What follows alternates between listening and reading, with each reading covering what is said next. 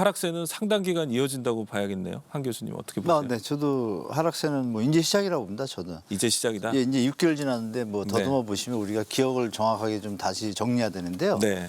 7년 반 동안 올랐습니다. 네. 예, 7년 반을 올랐으니까 하락도 한 2, 3년 가지 않을까요? 상식적으로. 네. 그게 6개월 하락하고서 올라간다는 건 사실 과도한 기대겠죠, 상식적으로. 게다가 네. 이제 경제 상황이나 여러 가지 지표들을 봐도 네. 교수님 말씀처럼 이제 미분양이 또 늘어납니다. 늘어나고 심리가 또 더 위축되거든요. 네. 정부가 이제 대책을 던질 텐데 그런 것들과 맞물리면서 지금 심리는 사실 제가 볼 때 뭐 거의 수요자들이 외면하는 수준이기 때문에 네, 네. 잠시 2030들이 LTV 좀 풀어줘가지고 요즘 조금 늘어났거든요. 네. 거기가 늘어난 물량 자체가 거래 절벽 수준이에요. 예. 그러니까 이제 거래 절벽 수준에서 계속 지금 횡보를 하고 있기 때문에 지금 이어지는 뭐 악재들이 많지 않습니까? 예. 금리나 뭐 여러 가지가. 그래서 제가 볼 때는 너무 단순하게 요즘 보면 내년 초에 뭐 금리가 멈추면 반등이야 이런 뉴스들이 나오거나 이렇게 좀 보도들이 나오는데요.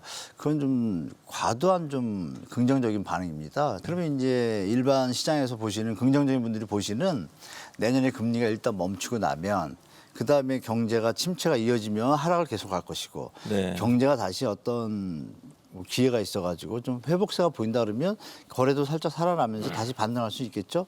다만 예전처럼 바젤 3라고 다 아실 겁니다. 예. 그런 금융 규제 국제 금융 기구의 어떤 협약이 있기 때문에 예전 같은 이제 폭등장은 제가 볼 땐 앞으로는 기대하기 힘들 거고 그러니까 예. 결론적으로 말씀드리면 그러죠. 올라가더라도 시간이 좀 걸릴 것이고 하락은 지금 하락할 요인들이 너무 많다. 그렇다면 당연히 보수적으로 시장에 대처하신 다음에 내년 하반기 정도 가서 시장을 다시 한번 보시고 매수를 하시던 뭐 매도를 하시던 결정하시는 게 좋을 것 같습니다. 근데 문제는 이제 미국이 언제 멈출 것인가가 문제예요. 네. 멈추고 난 이후에 하락기부터 부동산 시장이나 경제가 살아날 수 있는데 지난달에 미국 그 물가가 7.7%였어요. 네. 그 지난달에는 이제 8.2%였는데 미국의 목표는 일단 물가를 잡는 거거든요. 근데 물가가 안정하게 들어간다고 그러면 아마 멈추지 않겠나. 그 시점이 내년 상반기를 보면 예. 미국이 금리를 하락하는 시점은 IB은행들이 예측하는 건 내년 하반기 이후로 보거든요. 예. 그건 우리나라의 금리 인하는 내년은 아니라고 봐요. 네. 그리고 금리 인하가 만약에 내년이 아니고 내년 후년 상반기나 내년 하반기 말이라면 멈추고 난 이후에도 시차를 두고 부동산 시장이 움직이기 때문에 전반적으로 부동산 시장이 살아나는 그 시점은 내후년 상반기가 되지 않겠나. 문제는 이제 살아나도 경제가 침체되면 부동산 시장은 못 살아납니다. 예. 금리가 인상되는 시점이 뭐 시기열 분석해보면 아시지만 한 30년 정도 시기열 분석하면 적어도 1년서부터 한 18개월, 20개월 정도는 부동산에게 직접 영향을 미쳐요.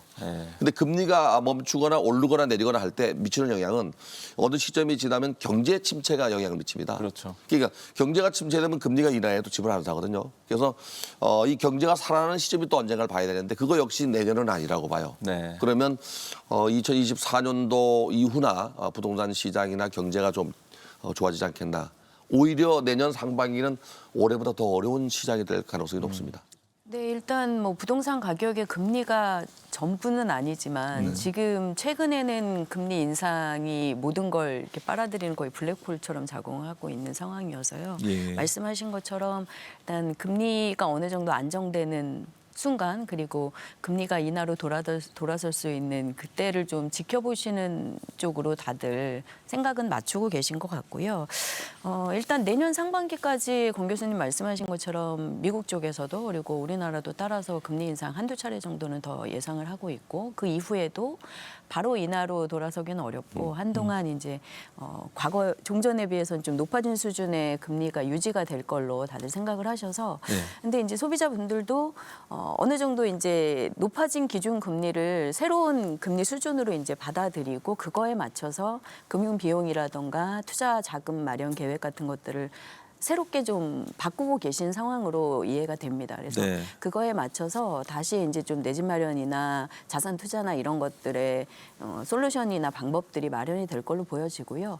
주택 가격 자체는 최근에 주간 하락폭 뭐 통계라든가 이런 것들을 보시면 낙폭이 상당히 가파르기는 합니다. 네.